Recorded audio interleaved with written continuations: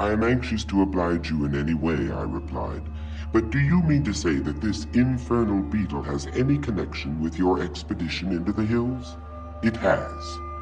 And you will promise me upon your honor that when this freak of yours is over and the bug business, good God, settled to your satisfaction, you will then return home and follow my advice implicitly as that of your physician.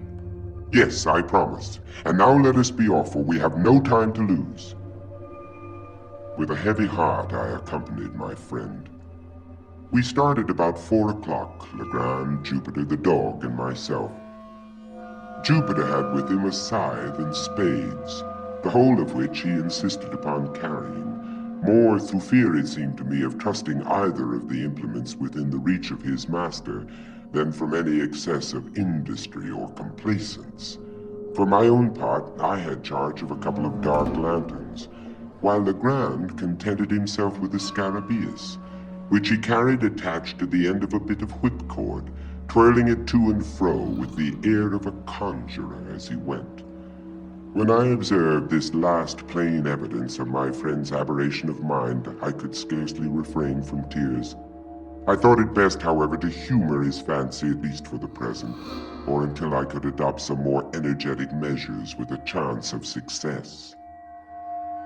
We crossed the creek at the head of the island by means of a skiff, and ascending the high grounds on the shore of the mainland, proceeded in a northwesterly direction, through a tract of country excessively wild and desolate, where no trace of a human footstep was to be seen. The sun was just setting when we entered a region infinitely more dreary than any yet seen. It was a species of tableland near the summit of an almost inaccessible hill, densely wooded from base to pinnacle. The natural platform to which we had clambered was thickly overgrown with brambles, through which we soon discovered that it would have been impossible to force our way but for the scythe, and Jupiter, by direction of his master, proceeded to clear for us a path to the foot of an enormously tall tulip tree, which stood with some 8 or 10 oaks upon the level, and far surpassed them all, and all other trees which I had then ever seen, in the beauty of its form, in the wide spread of its branches, and in the general majesty of its appearance. When we reached this tree, Legrand turned to Jupiter and asked him if he thought he could climb it. Yes, massa, Jupe climbed any tree he ever see in his life. Then up with you as soon as possible, for it will soon be too dark to see what we are about. How far must go up, massa? Inquired Jupiter. Get up the main trunk first, and then I will tell you which way to go. Oh, here, stop. Take this beetle with you.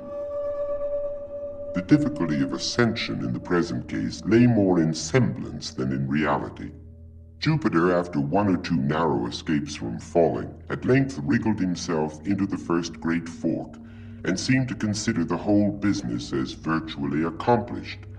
The risk of the achievement was, in fact, now over, although the climber was some 60 or 70 feet from the ground. Which way must go up now, Master Will? Keep up the largest branch, the one on this side, said Legrand. Presently his voice was heard in a sort of halloo. How much further's got to go? Look down the trunk and count the limbs below you on this side. How many limbs have you passed? 1, 2, 3, 4, 5. I done passed 5 big limbs, master, upon this side. Then go 1 limb higher.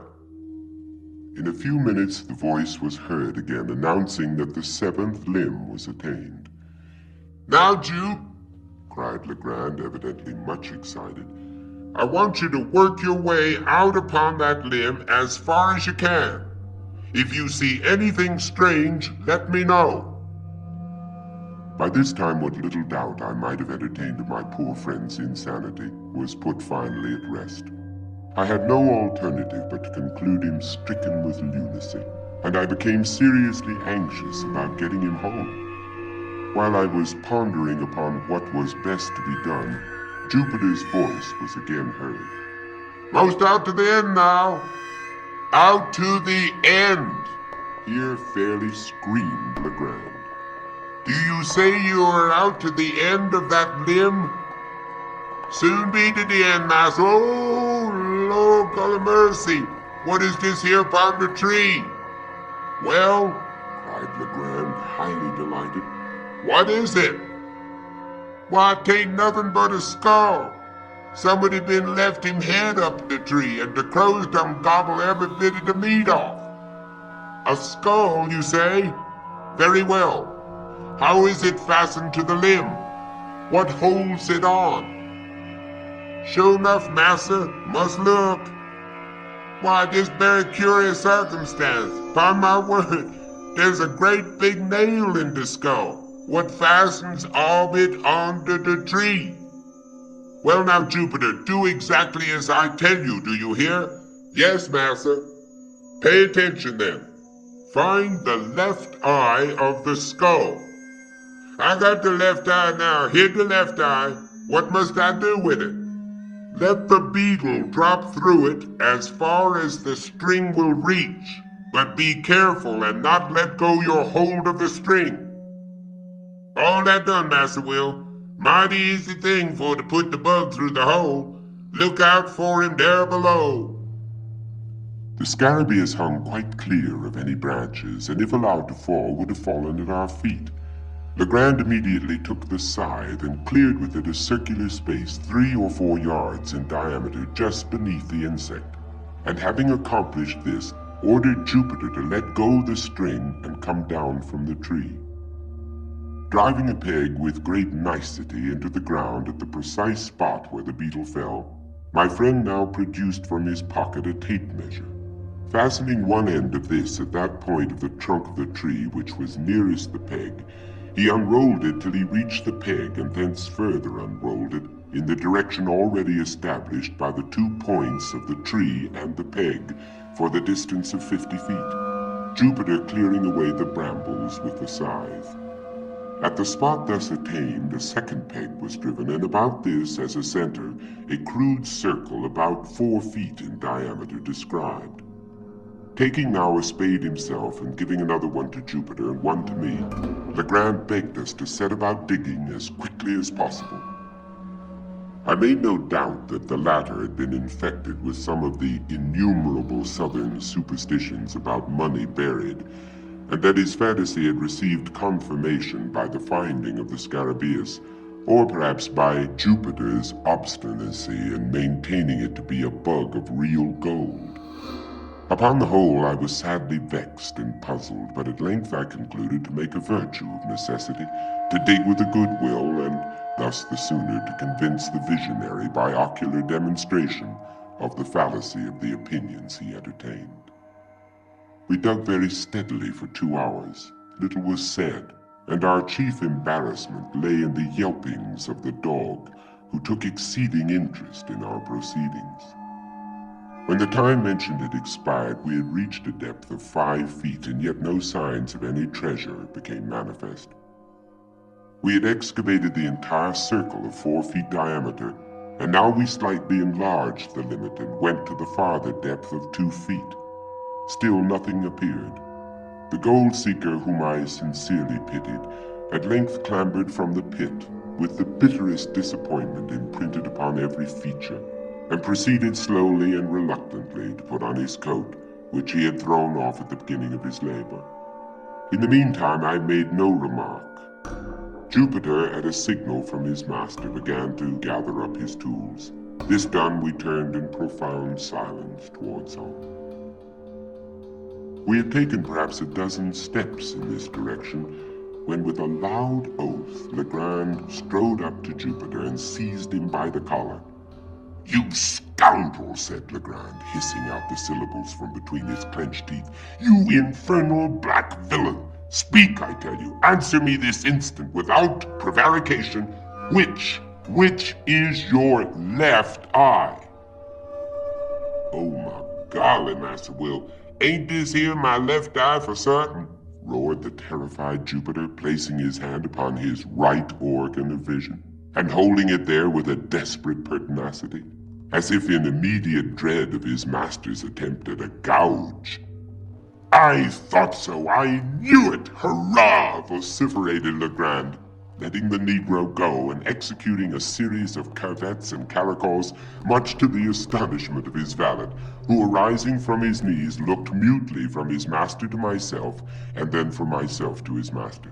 "Come, we must go back," said the latter. "The game's not up yet," and he again led the way to the tulip tree. Here my friend, about whose madness I now saw, or fancied that I saw, certain indications of method, removed the peg which marked the spot where the beetle fell to a spot about 3 inches to the westward of its former position. Taking now the tape measure from the nearest point of the trunk to the peg, as before, and continuing the extension in a straight line to the distance of 50 feet, a spot was indicated, removed by several yards from the point at which we had been digging.